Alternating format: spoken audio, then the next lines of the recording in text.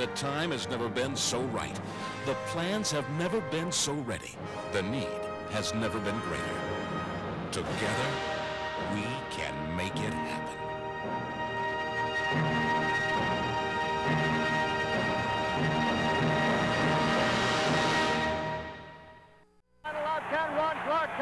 They're going through the field. He's coming up. He's passing to Moody. Look at Mills. Look at Mills. Look at Mills. Coming on. Mills is coming on. It takes a special kind of determination to become a world-class athlete, a special kind of person to commit to that kind of excellence. Of the couple of billion people on this earth, only a tiny fraction can claim such an honor. But out of those relatively few world-class athletes comes another, even smaller group. A group of men and women who have quietly distinguished themselves from their peers. Men and women who don't consider their work finished just because they took match point or first place or the title of champion. They keep going, these athletes, past the end zone or the goal, past the cheers of the fans and the attention of the media, past even the big money contracts and the glamour of fame. They keep going out into the real world.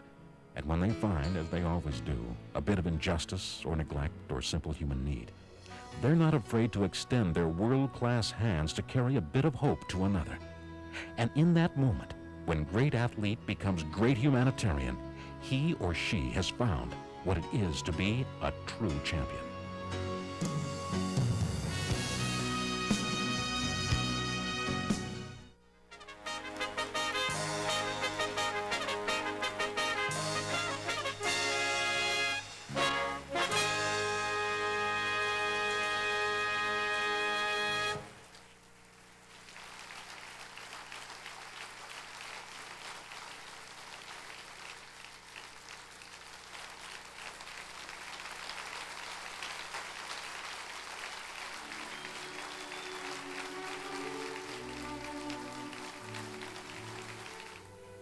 I would like to take this opportunity and thank the founder of this World Sports Humanitarian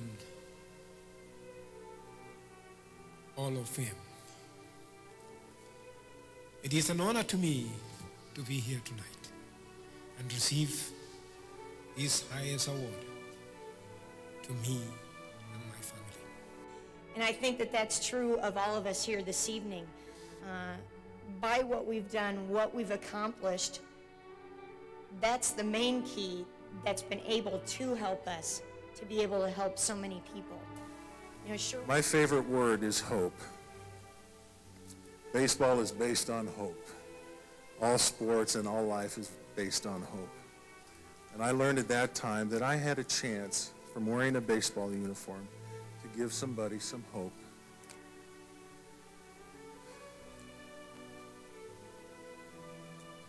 I think about the children I've been able to meet throughout my career.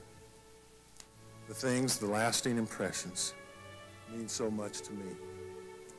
I humbly accept this award and this induction into the World Sports Humanitarian Hall of Fame with a renewed sense that I need to do more. And all of a sudden I began to realize, you know, there's always something coming along that's bigger and better for you, for me, and for our kids. And that's why we're here tonight. L. Douglas Wilder, then the governor of the state of Virginia, looked at our last name on Arthur's gravestone and said, Ash. A is for athlete. S is for scholar.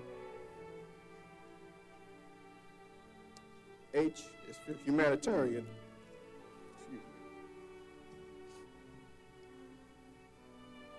E is for one who strives for excellence. Therein lies the message of Arthur Ashe. Let me just say that you're talking to a blessed man who, like Dale and like Luis and Vera, is inspired tonight, inspired to the point of making a pledge and a reconfirmation that the things that we are doing in our lives today that made us worthy of this recognition are things that we will continue to do. And if we can be a part of the support group of the World Sports Humanitarian Hall of Fame, and make it better, then we're going to be better people because of that.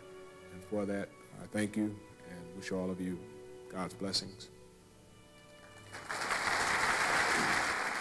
Because I tell you, these are tough times for kids. Very tough time. I'm just very thrilled that you picked me for this, and remember, take care of the kids. The kids are it. The kids, others, giving of self.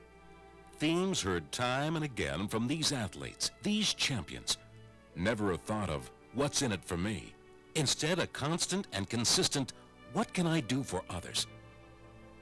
These champions would be the last to seek applause for their humanitarian efforts. They would be the last to gather a crowd and say, look what I've done. They'd be the last to bring glory to themselves for the simple act of giving to others. So if this is to be done, and we truly want to honor these men and women and the hundreds like them, if children are to learn that people are more important than points or dollars or mega-million contracts, if the idea that greatness in sport takes more than just a score is to be recognized and grow and spread across this globe, then we need a place where the efforts and achievements and philosophies of these great champions can be open to the world. And we must build that place.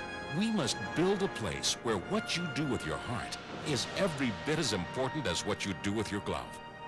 We must build a place where goodness is celebrated as much as greatness. We must build a place dedicated to the idea that passion for each other is as great as passion for sport. That place is here. A corner of land already dedicated to all that is best in sports. It is here that will be built the World Sports Humanitarian Hall of Fame. Not a building so much as an ideal that sports, when used properly, can be one of the best channels into the hearts and minds of children. Indeed, over the doors to this great hall will be inscribed the words that are the heart and soul behind this effort. Dedicated to the youth of the world, they will say. And it is the youth of today's world who more than any others need to hear what good sport really means. A dozen of the world's greatest athletes have already made the journey to Boise. We've brought them here to honor them. They've come to bring their message of selfless giving.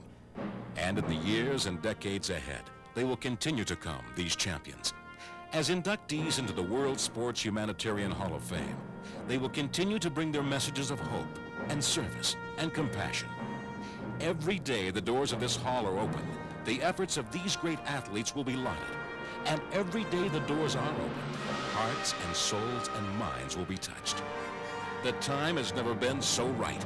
The plans have never been so ready. The need has never been greater. Together, we can make it happen.